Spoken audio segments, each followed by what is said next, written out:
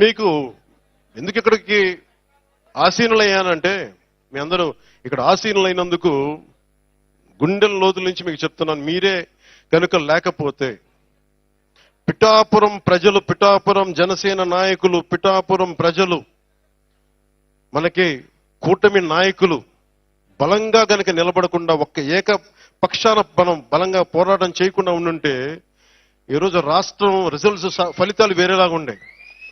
మీరు ఇచ్చారు బలం. నేను ఒకటే అనుకున్నా, గెలిస్తే నన్ను పిఠాపురం గెలిపించాలి. లేదు అంటే నేను ఒకటే అనుకున్నా, పాలిటిక్స్ నుంచి వెళ్ళడానికి కాదు, నేను మటుకు కూర్చోబెట్టి ఆల్మోస్ట్ ఒక బలమైన, ఇంకా ఎప్పుడు పోటీ చేస్తాను లేదు నాకు తెలియదు, ఆ స్థాయికి వచ్చేసాను. నేనేంటంటే పోటీ చేయడానికి, పదవులు అనిపించడానికి నేనేమనుకున్నానంటే, నా దేశం నాకు దేశభక్తినిచ్చింది, నా సమాజం నాకు బాధ్యతనిచ్చింది, నేను దీనికోసం పని చేస్తా. నాకు అవసరం లేదు ఇవన్నీ, కానీ తిట్లు తింటా. ఎందుకంటే నా దేశం మీద నాకు అంత పిచ్చి. నాకు నా బాధ్యత. మన సభలో మీరు చూశారు, అసెంబ్లీలో ఏం మాట్లాడాను నేను నా పార్టీ గురించి మాట్లాడలా. ఏ నేల అయితే, ఎవరి బలిదానం మీదైతే ఆంధ్ర రాష్ట్రం ఏర్పడిందో, పొట్టి శ్రీరాములు గారికి ఆయన గుర్తు తెచ్చుకునే మాట్లాడాను. ఏ ముఖ్యమంత్రి ఈరోజు కూర్చున్నా, గతంలో కూర్చొని ఉన్నా, దానికి మూలకారకుడు ఎవడు? పొట్టి శ్రీరాములు. ఆయనే లేకపోతే, ఆయనే బలిదానం లేకపోతే మనకి ఈ రోజున ఆంధ్ర రాష్ట్రం అనేది ఉండేది కాదు. సో నేను ఉన్నది దేనికి అంటే, ఇంతమంది గొప్ప మహానుభావులు ఉన్నారు. నేను అన్నా క్యాంటీన్లతో మాట్లాడి ఒకటే అడిగాను, అన్నా గారి క్యాంటీన్లతో పాటు డొక్కా సీతమ్మ గారి క్యాంటీన్లు రావాలి.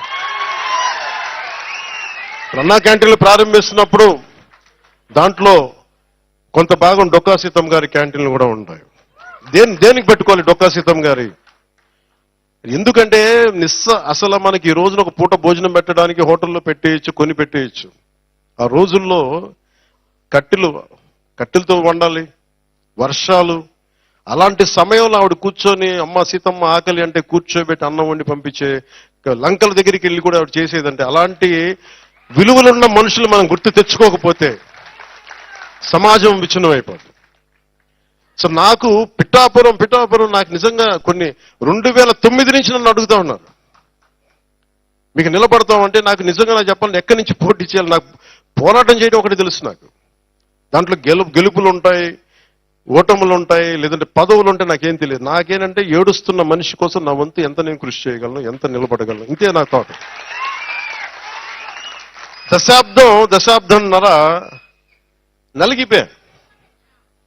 నేను మీకేం చెప్పాను, రాగానే మీకు ఇందా చెప్తా ఉన్నాను, నేను ఓటమి చూసిన వాడిని. నేను ఒక సినిమా రంగంలో పీక్లో ఉండి నాకు పాలిటిక్స్ రావాల్సిన అవసరం లేదు. కానీ నాకేమనిపించిందంటే, చదువు విజ్ఞానం బాధ్యతనిచ్చింది.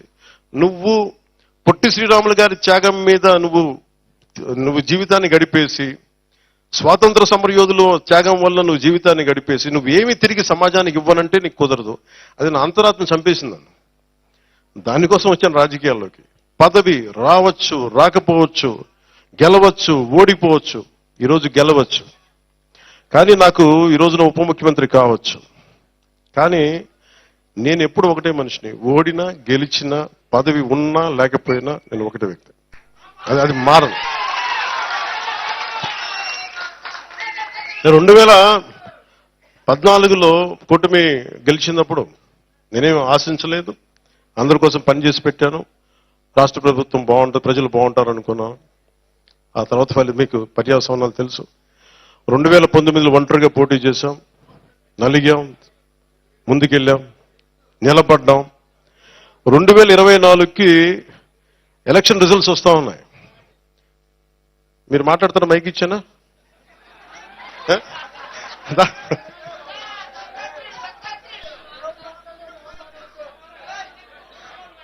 కొంచెం మీరు రైట్ సైడ్ దయచేసి కొంచెం మీరు మౌనం పాటించు.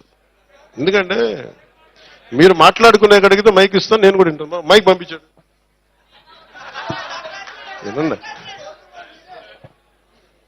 నువ్వు కోపడు, నువ్వు శాంతించి చెప్తాను నా మాట. ఎంతసేపు గొడవలు పడతాం, ఎంతసేపు తిట్టుకుంటాం, ఎంతసేపు కొట్లాడుకుంటాం. అరే ప్రేమగా ఉండదు కొంతసేపు. 2024లో మొన్న ఎన్నికలప్పుడు నేను ఆలోచిస్తున్నాను, రిజల్ట్స్ చూడాలా వద్దా, నాకు పిఠాపురం నన్ను గెలిపిస్తా లేదా, ఓకే ఏం లేదు నేను అనుకుంటున్నా. ఓడిపోయినప్పుడు నేను ఆ రోజుకు టీవీలు చూడలే, నేను ఒకటే పెట్టుకున్నా. నిజంగా ఇరిటేట్ చేస్తాను ఇక్కడ, ప్లీజ్ మీరు దయచేసి మీరే please I request you either you stay are leave. మీరే తప్పది మాట్లాడద్దు. ఎవరో తెలియదు నాకు, అక్కడ బయటికి వెళ్ళిపోండి ప్లీజ్. తప్పది. ఎవరు అక్కడ కింద పంపించేయండి బయటికి, please send them out. Okay వదిలేండి. నేను ఉన్నాను కదా, నేను సాగండి.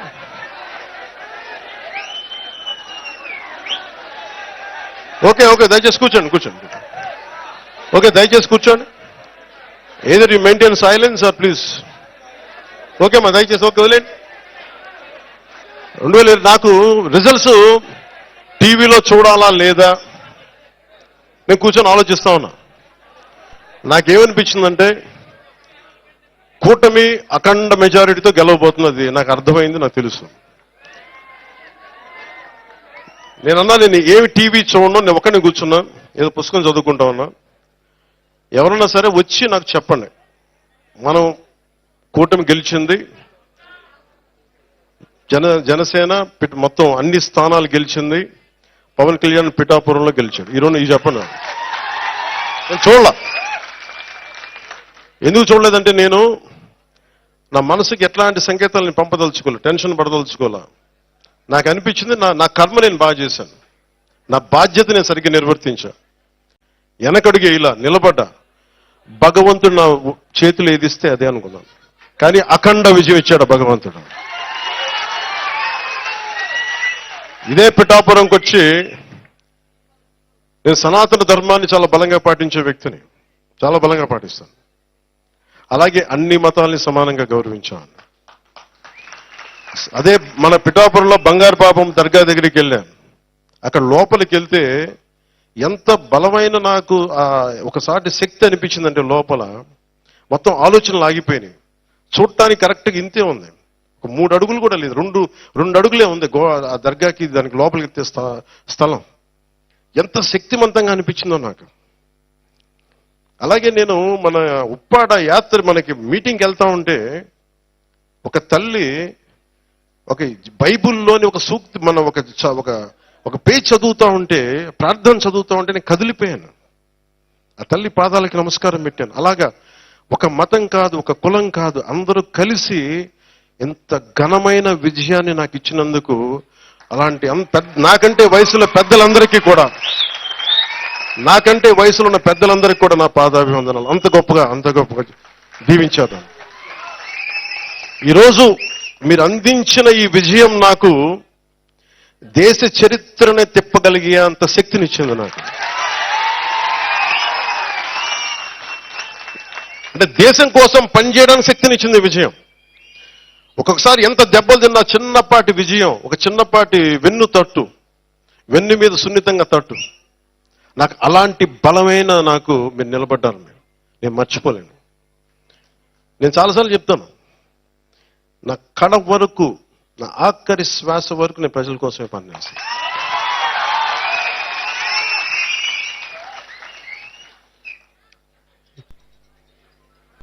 నేను అలాగే అయిపోగానే వచ్చేద్దాం అనుకున్నాను. లోపల ఉబలాటం వచ్చింది, సంతోషం వచ్చింది, చెప్పుకుందాం, పంచుకుందాం, తిరిగేద్దాం, చేతులు ఊపేద్దాం, అందరికీ మన గజమాలలో వేస్తారంటే వేయించుకుందాం అనుకున్నా.